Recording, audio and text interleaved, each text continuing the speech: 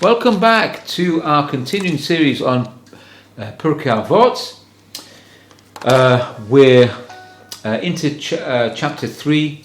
We're going to start Mishna 3, and this Mishna, as ever, is dedicated in memory of Levy ben Moshe Esther and Elisheva Yael bat Leah Levy, and also in memory of Rosie bat Moshe Esther. So this Mishnah introduces us to Rabbi Hanina ben Teradion. Michael, what are you going to say about that? Okay, so Rav Hanina ben Teradion was a teacher in the third Tanoic generation, which is the 2nd century.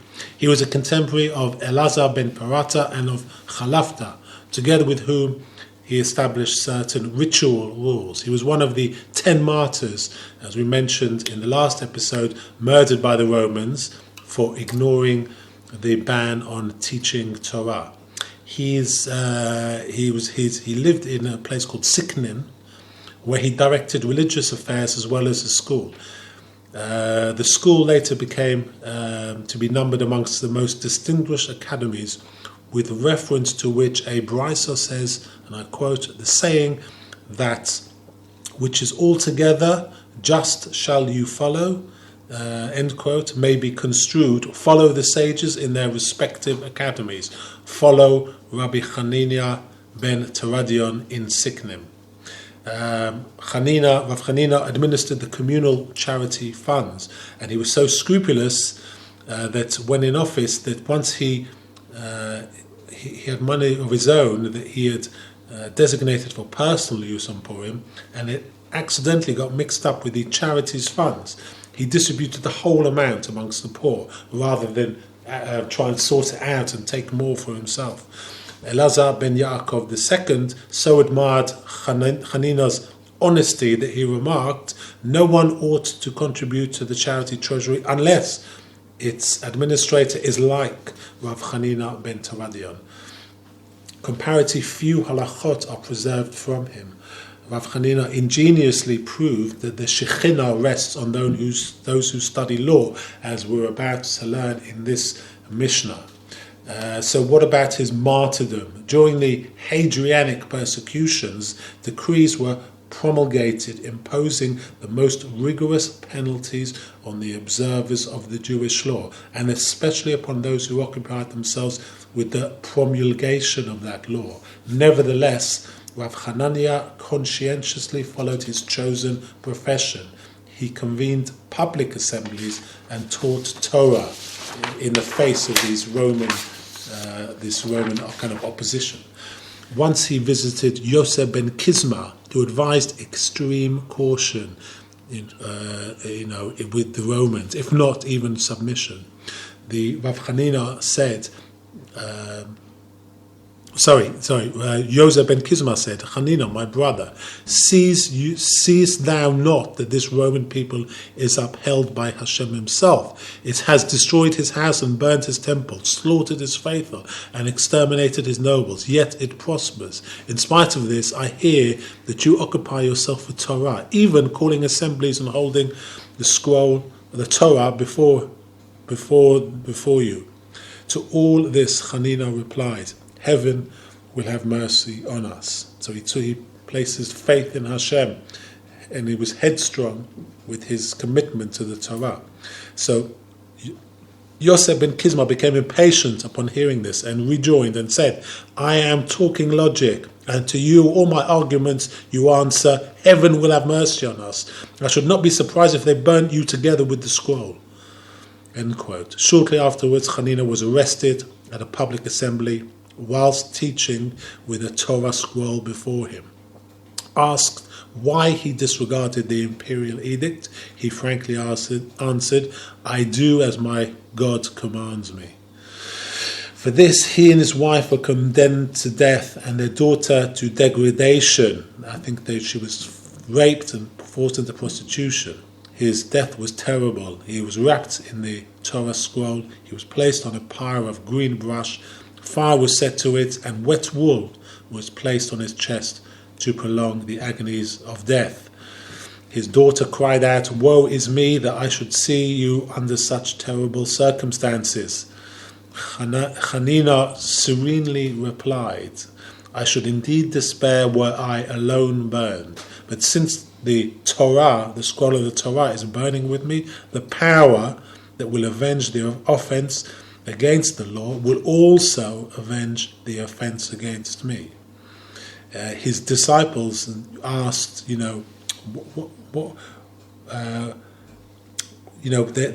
as he was burning, his pupils said to him, I see the parchment burning while the letters of the law soar upwards. So they actually could see a physical manifestation of the letters of the Torah scroll being sent upwards, which is an amazing thing.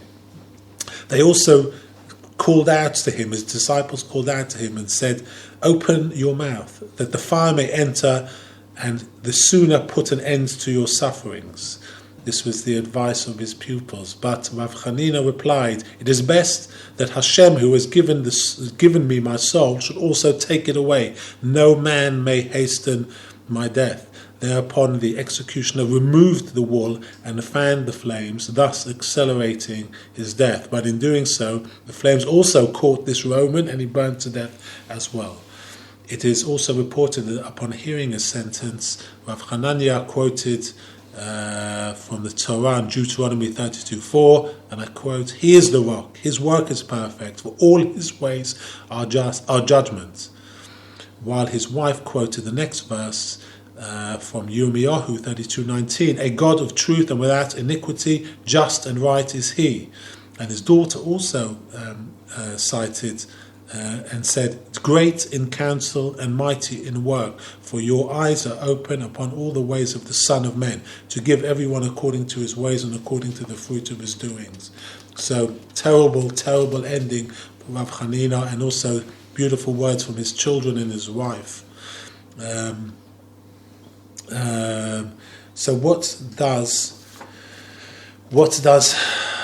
Rav Hanania ben Taridan say? He says, Rabbi Hanania ben Taridan Omer, Shenayim sheyoshvim ve'en b'neihem divrei Torah, harei zeh moshav leitzim. If two people sit together and there are no words of Torah between them, this is a session of scoffers. Shene'emar, as it is said in Tehillim 1, of moshav leitzim lo yashav. If two people sit together and there are words of Torah between them, the Shekhinah dwells with them. Aval shenayim sheyoshvim v'yesh b'neihem divrei Torah, Shekhinah shavua b'neihem.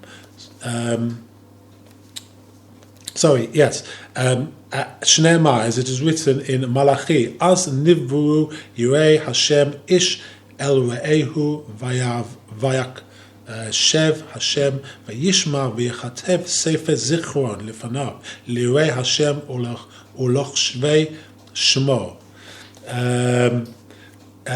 If I could just go back a little bit, he says, if two people sit together and there are words of Torah between them, the Shekhinah rests with them.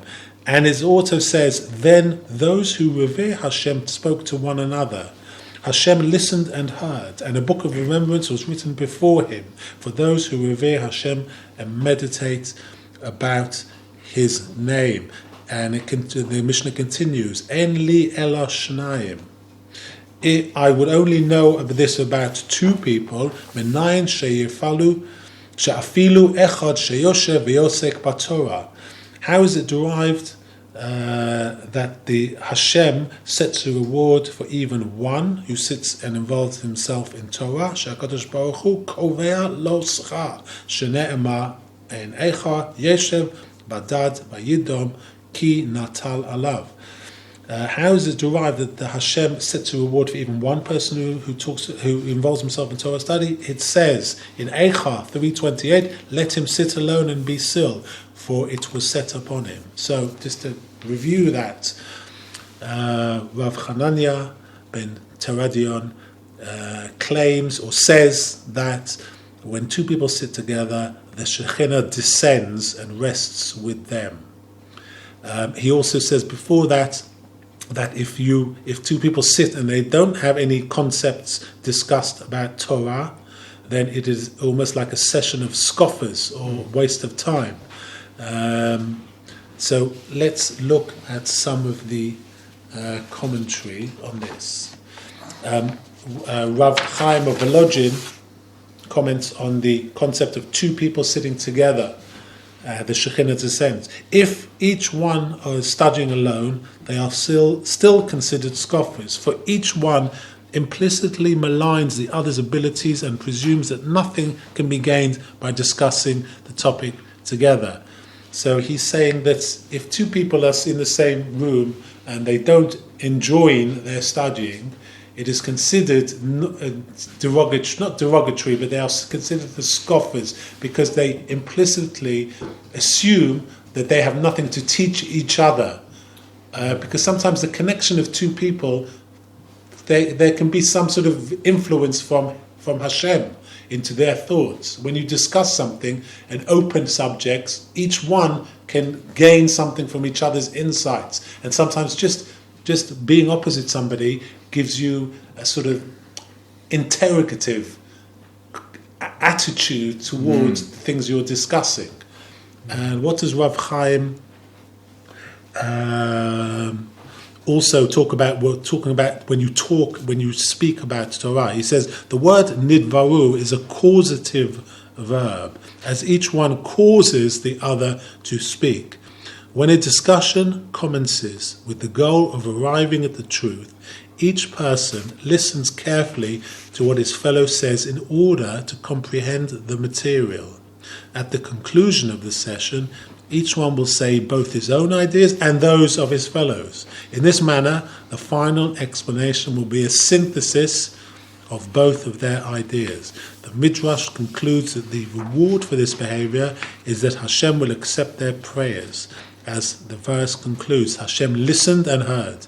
The reward is measure for measure. Just as He was willing to hear the other person's point of view, Hashem is willing to hear his prayer. So very, very interesting commentary there from Rav Chaim of Volozhin.